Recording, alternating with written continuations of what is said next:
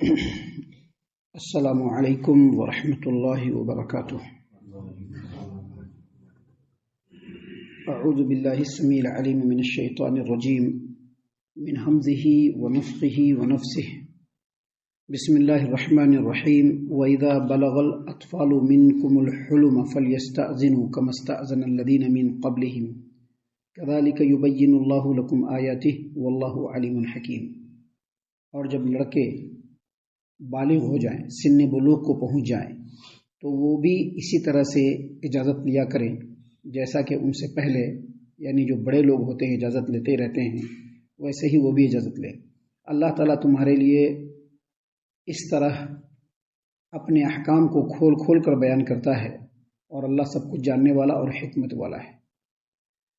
معزز سامعین کرام، یہاں پر اس آیت کریمہ کی تفسیر سے پہلے یہ بات سمجھ لیجئے کہ شریعت میں جو بھی حکم ہے، چاہے مسلمان اس کے اوپر عمل کرے یا نہ کرے، اس کی ایک اپنی حکمت ہے، اور اس پر عمل کرنے سے مسلمان انفرادی طور پر بھی اور اجتماعی طور پر بھی فائدہ ہی اٹھائے گا، چاہے مسلمان اس پر عمل کرے یا نہ کرے۔ اور ایک بات اور ہمیشہ یاد رکھیے کہ مسلمانوں کے عمل سے اسلام نہیں ہے، بلکہ اسلام اپنے آپ میں ایک ضابطۂ حیات ہے۔ کوئی بھی قوم اسلام کو قبول کر لے اور ان احکام پر عمل کرنا شروع کر دے تو سمجھ لیجئے کہ وہ مسلمان سماج و معاشرہ ہے، اور صحابہ کرام سے بالکل قریبی سماج و معاشرہ ہے۔ ابھی ہم نے آپ کے سامنے سورۃ النور سورہ نمبر 24 آیت نمبر 59 یعنی 59 نمبر کی آیت کریمہ ابھی ہم نے آپ کے سامنے تلاوت کی، اور آیت کریمہ کا ترجمہ بھی بفضل اللہ، بعون اللہ، بتوفیق اللہ آپ کے سامنے پیش کیا۔ اس سے پہلے آیت نمبر 58 جو ہم نے آپ کے سامنے کل کے درس میں آیت کریمہ کا ترجمہ اور اس کی تفسیر جو بیان کی تھی، اس میں اللہ تبارک و تعالیٰ نے کسی بھی گھر کے لیے، کسی بھی فیملی کے لیے 3 پردوں کے اوقات بیان کیے ہیں، جن اوقات میں چاہے نابالغ بچے ہوں یا پھر گھر کے خادم، ملازم، نوکر چاکر یا خادمائیں اور کنیزیں ہوں، ان تمام کو ان اوقات میں کسی کے بھی کمرے میں داخل ہونے سے پہلے اجازت لینا چاہیے، اور یہ شریعت کا قانون ہے۔ معزز سامعین کرام، جو اس سے پہلے آیت کریمہ آپ کے سامنے بیان کیا گیا اور ابھی جو آیت کریمہ آپ کے سامنے پڑھی گئی ہے، جس کا ترجمہ اور اس کی تفسیر ابھی تھوڑی دیر میں ہم آپ کے سامنے پیش کریں گے، ان دونوں آیتوں کے ختم ہونے کے بعد اللہ نے ایک ہی بات بیان فرمایا، واللہ علیم حکیم، یعنی اللہ تبارک و تعالیٰ جاننے والا بھی ہے، اور اللہ تبارک و تعالیٰ کے فیصلے حکمت والے بھی ہوتے ہیں، لہٰذا جو احکام بیان کیے گئے ہیں ان کو کبھی بھی کم نہ آنکا جائے۔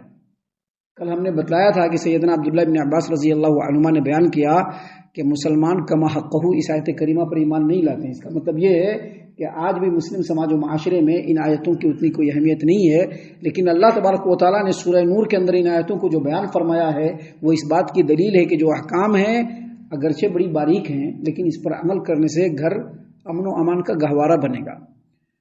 آج کل سماج و معاشرے میں یہ بھی دیکھا گیا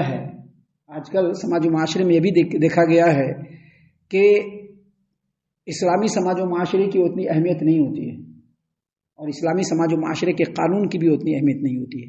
لوگ دیکھا دیکھی، کہیں سامنے والا ناراض ہو نہ جائے، اس طرح سے لوگ شریعت کے احکام کو مانتے ہیں یا اس کو اپنے اوپر امپلیمنٹ کرتے ہیں، لیکن ایک سچے مسلمان کے لیے ضروری ہے کہ ان آیتوں پر بار بار غور کرے، خود پر ان کو لاگو کرے اور اپنے گھروں کے اندر بھی اس کو لاگو کرے۔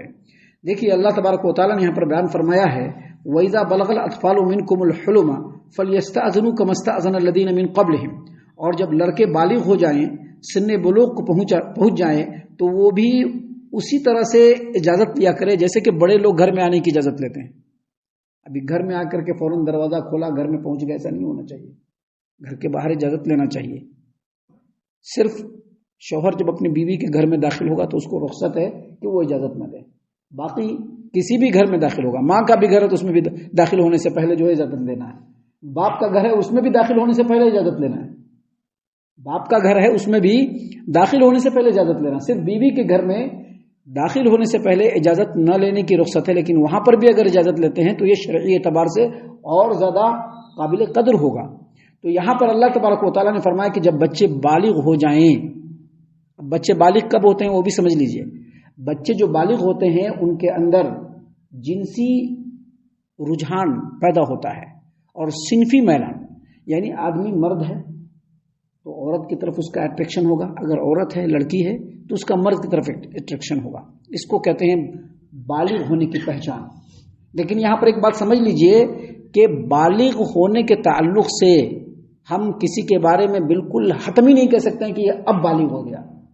بالغ ہونے کی علامتیں ہیں، مثال کے طور پر بچے کو احتلام آنا شروع ہو جائے، یا پھر زیر ناف بال نکلنا شروع ہو جائے، بغل میں بال نکلنا شروع ہو جائے، یہاں پر بھیگنا شروع ہو جائے.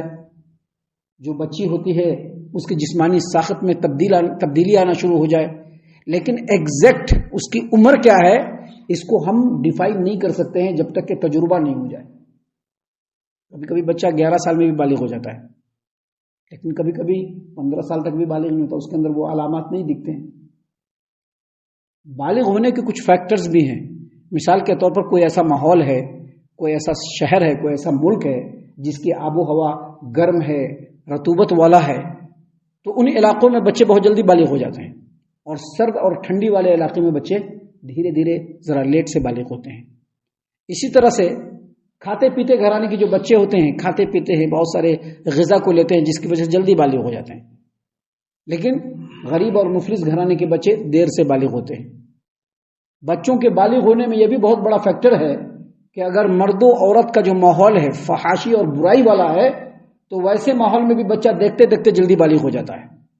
ابھی ہمارے یہاں الحمدللہ ہے نا، موبائل ہے ہر بچے کے ہاتھ میں، بچپنے سے ہی ماں باپ اس کے ہاتھ میں دیے ہوئے ہیں. وہ کب بالغ ہو جائے گا آپ کو پتہ بھی نہیں چلے گا، کیونکہ وہ سارا کھیل دیکھ رہا ہے وہاں پر، اس کا ماحول ہی وہی بن رہا ہے. اسی طرح سے جو جسمانی ساخت ہے وہ بھی بہت بڑا فیکٹر ہے. ابھی ایک بچہ جو ہے وہ مضبوط ہے تو وہ جلدی بالغ ہوگا، ایک بچہ جو ہے وہ کمزور ہے وہ ذرا لیٹ سے بالغ ہوگا. لہذا بالغ ہونے کی جو حتمی عمر ہے ہم نہیں پہچان سکتے، لیکن اس سلسلے میں شریعت نے ہم لوگوں کی کمپلیٹ رہنمائی کی ہے. اب دیکھیے اس سلسلے میں ایک حدیث ہے جس کو امام ترمذی نے اپنی جامع ترمذی ابواب الاحکام حدیث نمبر 1361 1361 نمبر کی روایت ہے. سیدنا عبداللہ ابن عمر رضی اللہ عنہما بیان کرتے ہیں کہ ایک جنگ میں مجھ کو نبی کریم صلی اللہ علیہ وسلم کے سامنے پیش کیا گیا تو میری عمر 14 سال تھی. آپ صلی اللہ علیہ وسلم نے عمر پوچھا اور کہا کہ ٹھیک ہے جاؤ گھر پہ جاؤ، نہیں لیا. پھر نیکسٹ ایئر ایک اور جنگ جب ہوئی، ایک اور جنگ کا موقع آیا اور مجھ کو نبی کریم صلی اللہ علیہ وسلم کی خدمت میں پیش کیا گیا کہ میری عمر 15 سال تھی تو نبی کریم صلی اللہ علیہ وسلم نے ایکسیپٹ کر لیا. اس حدیث کو بیان کرنے والے امام نافع رحمۃ اللہ علیہ کہتے ہیں کہ میں نے عمر بن عبدالعزیز رحمۃ اللہ علیہ کے سامنے اس حدیث کو جو بیان کیا تو انہوں نے کہا کہ بچے کے بالغ اور نابالغ ہونے میں یہی عمر حد ہے، یعنی بچہ جب 15 سال کی عمر کو پہنچ جائے تو وہ بالغ ہو گیا. اس پر وہ سارے احکام لاگو ہوں گے جو بالغ مرد کے اوپر لاگو ہوتے ہیں.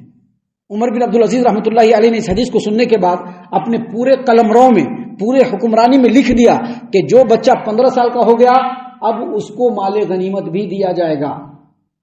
اس سلسلے میں اہل علم کے بہت سارے اقوال ہیں.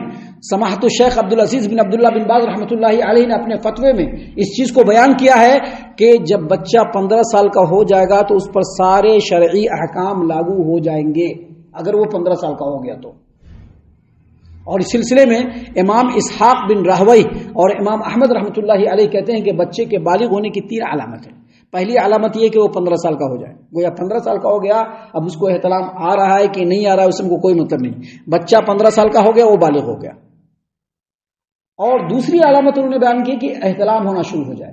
اور اگر یہ 2 باتیں پتہ نہ چلے تو دیکھیے کہ زیر ناف بال نکلنا شروع ہو جائے. یہ ناف ہے نا، ناف کے نیچے جب بال نکلنا شروع کیا تو بچہ بالغ ہو گیا. تو یہ بالغ ہونے کے تعلق سے یہ ساری تفصیل ہم نے بیان کی. اللہ تبارک و تعالیٰ نے اس آیت کریمہ میں اسی بات کو بیان کیا ہے کہ جب لڑکے سن بلوغ کو پہنچ جائیں تو وہ بھی اپنے گھر میں آنے کے لیے ایسے ہی اجازت لیا کریں جیسے ان سے پہلے یعنی ان سے بڑے لوگ اجازت لیتے رہے ہیں. اور اللہ تعالیٰ اسی طرح تمہارے لیے اپنے احکام کو کھول کھول کر کے بیان کرتا ہے. کذالک یبین اللہ لکم آیاتہ، اللہ تعالیٰ اپنے احکام کو اسی طرح سے کھول کھول کر بیان کرتا ہے. واللہ علیم حکیم، اور اللہ تبارک و تعالیٰ ہر چیز جاننے والا ہے کہ تم لوگوں کے لیے کون سی چیز سوٹیبل ہے، کون سی چیز تم کو فائدہ مند ہے، اللہ اس چیز کو جانتا ہے. اور حکیم، اور اللہ تبارک و تعالیٰ کا ہر فیصلہ حکمت پر مبنی ہے. سامعین کرام، اس سلسلے میں اور بھی باتیں ہیں جو انشاءاللہ کل ہم آپ کے سامنے بیان کریں گے۔ دوسری آیت کریمہ میں ہم اللہ سے دعا کرتے ہیں کہ اللہ تعالی ہم تمام کو ان تمام باتوں کے اوپر خوب غور و فکر اور تدبر کرنے کے ساتھ ساتھ ان باتوں پر عمل کرنے کی بھی توفیق عنایت فرمائے، آمین۔ اللہ تعالی ہم تمام کو صحیح معنوں میں پکا سچا مومن مسلمان بنائے، اللہ اور اس کے رسول صلی اللہ علیہ وسلم کی اطاعت و فرما برداری کرنے والا بنائے، صحابہ کرام رضی اللہ عنہم کے طریقے پر چلنے والا بنائے، جنت الفردوس میں جگہ عطا فرمائے۔ اے اللہ ہم تمام کو جہنم سے پناہ دے، اے رب العالمین ہم تمام کو جہنم سے پناہ دے، اے مالک الملک ہم تمام کو جہنم سے پناہ دے، آمین یا رب العالمین۔ وما علینا الا البلاغ المبین۔